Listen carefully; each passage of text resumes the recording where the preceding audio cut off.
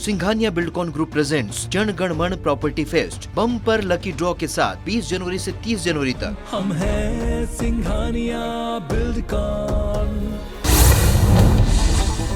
UP Punjab दौरे से CM Bhupesh वापस रायपुर लौट आए हैं। इस दौरान उन्होंने राहुल गांधी के 3 फरवरी के दौरे को लेकर तैयारियों का जायजा लिया। इसके साथ ही कहा कि रायपुर में सेवाग्राम का निर्माण होगा। बीजेपी पर हमला बोलते हुए उन्होंने कहा कि बीजेपी नेता सिर्फ शहादत की राजनीति करते हैं। हमारे नेताओं ने तो देश के लिए बलिदान दिया है। पंजाब दौरे के दौरान सीएम भूपेश बघेल ने नवजोत सिंह सिद्धू के साथ प्रेस कॉन्फ्रेंस करते हुए बीजेपी पर निशाना साधा। उन्होंने कहा कि महंगाई कंट्रोल करने में केंद्र सरकार पूरी तरह से फेल रही है। जनता को लूटने में बीजेपी ने कोई भी कसर नहीं छोड़ी। उत्तर प्रदेश विधानसभा 2022 चुनाव के मद्देनजर प्रधानमंत्री नरेंद्र मोदी ने वर्चुअली चुनावी रैली को संबोधित किया। विपक्ष पर निशाना साधते हुए उन्होंने कहा कि यूपी में 5 साल पहले व्यापारी लुटता था, बेटी घर से निकलने से घबराती थी, अपराधी सरेआम घूमते थे। 5 साल में योगी सरकार ने अब यूपी को इन हालातों से बाहर निकाला है। पीएम मोदी ने सवाल उठाते हुए कहा कि जो लोग सत्ता खोने के अंधविश्वास के कारण नोएडा जैसे युवा आकांक्षाओं के क्षेत्र में आने से भी कतराते हैं, क्या वो युवाओं के सपनों का प्रतिनिधित्व कर सकते हैं? पीएम ने कहा कि जो देश के अपने टिक्के पर विश्वास नहीं करते, क्या वो यूपी के युवाओं के टैलेंट, उनके इनोवेशन का सम्मान कर सकते हैं?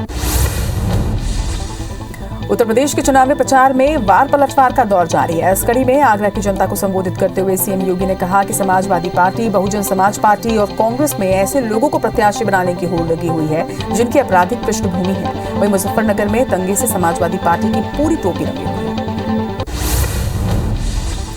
समाजवादी पार्टी के अध्यक्ष अखिलेश यादव ने उत्तर प्रदेश विधानसभा चुनाव के लिए नामांकन दाखिल कर दिया। अखिलेश यादव ने मैनपुरी की करहल सीट से पर्चा भरा है। उनके साथ सपा के वरिष्ठ नेता रामगोपाल यादव, तेज प्रताप यादव और सोहरन यादव मौजूद रहे। नामांकन दाखिल करने के बाद अखिलेश यादव ने कहा कि उत्तर प्रदेश का चुनाव देश का चुनाव है। ऐतिहासिक परिवर्तन के साथ साथ उत्तर प्रदेश खुशहाली के रास्ते पर जाएगा। जो लोग लगातार नकारात्मक राजनीति कर रहे हैं, उन्हें यहाँ की जनता सबक सिखाने का काम करेगी। उत्तर प्रदेश में 10 फरवरी से विधानसभा चुनाव का आगाज हो जाएगा। इसी को देखते हुए कांग्रेस महासचिव और उत्तर प्रदेश प्रभारी प्रियंका गांधी ने अपने डोर टू डोर अभियान की शुरुआत नोएडा से की। प्रियंका ने नोएडा के सेक्टर 26 स्थित कालीबाड़ी मंदिर में पूजा अर्चना की। इसके बाद उन्होंने नोएडा सेक्टर 26 क्लब में कार्यकर्ताओं के साथ एक बैठक भी की। वित्त मंत्री निर्मला सीतारमण ने लोकसभा में आर्थिक सर्वेक्षण 2021-22 को पेश किया। आर्थिक सर्वे में वित्त वर्ष 2022-23 के दौरान भारतीय अर्थव्यवस्था के 8 से 8.5% की दर से बढ़ने का अनुमान लगाया गया। वहीं दूसरी ओर राष्ट्रीय सांख्यिकी कार्यालय के अनुमान के मुताबिक आर्थिक वृद्धि दर 9.2% रह सकती है। बजट सत्र में कल दूसरे दिन लोकसभा में वित्त मंत्री निर्मला सीतारमण वर्ष 2022-23 का आम बजट पेश करेंगे। इस दिन राज्यसभा की कार्रवाई बजट भाषण के 1 घंटे बाद शुरू होगी और सदन पटल पर बजट की प्रति रखी जाएगी। दिल्ली में लोकसभा अध्यक्ष ओम बिरला ने सर्वदलीय बैठक की। इस दौरान ओम बिरला ने कहा कि सभी दलों के नेताओं ने आश्वस्त किया है कि बजट सत्र में सदन की कार्रवाई चलाने में सहयोग करेंगे। सभी दलों से आग्रह उन्होंने किया कि राष्ट्रपति अभिभाषण और बजट पर व्यापकता के साथ संवाद किया जा सकता है। इधर कांग्रेस नेता अधीर रंजन चौधरी ने पेगासस जासूसी मामले में केंद्र सरकार पर हमला बोला। अधीर रंजन ने कहा कि सरकार सबको पेगासस के मुद्दे पर गुमराह कर रही है। सरकार की झूठ फैलाने और गुमराह करने की कोशिश के खिलाफ विपक्ष होने के नाते इस मुद्दे को उठाना फर्ज है। सरकार चुप्पी साधे हुए क्योंकि उन्होंने गलती की है। पेगासस मामले में कांग्रेस द्वारा लाए जा रहे विशेषाधिकार प्रस्ताव पर केंद्रीय मंत्री प्रहलाद जोशी ने जवाब देते हुए कहा कि विशेषाधिकार प्रस्ताव में कोई दम नहीं है क्योंकि ये मामला अभी सुप्रीम कोर्ट में चल रहा है। जब जांच चल रही है तो अभी इस पर किसी को भी कोई टिप्पणी करने का अधिकार नहीं है। सीएम शिवराज दिल्ली दौरे के दौरान केंद्रीय मंत्री नितिन गडकरी से उन्होंने मुलाकात की। मुलाकात के दौरान केंद्रीय कृषि मंत्री नरेंद्र सिंह तोमर भी मौजूद रहे। इस दौरान एमपी के 5 शहरों में रिंग रोड निर्माण और अटल प्रगति पथ समेत कई मुद्दों पर चर्चा हुई। मध्य प्रदेश में 1 फरवरी यानी कि कल से स्कूल फिर से खुलेंगे। पहली कक्षा से 12वीं तक सभी कक्षाएं 50% हाजिरी के साथ संचालित की जाएंगी। मुख्यमंत्री शिवराज सिंह चौहान ने स्कूल खोलने का फैसला चिकित्सा विशेषज्ञों से सलाह मशवरे के बाद लिया।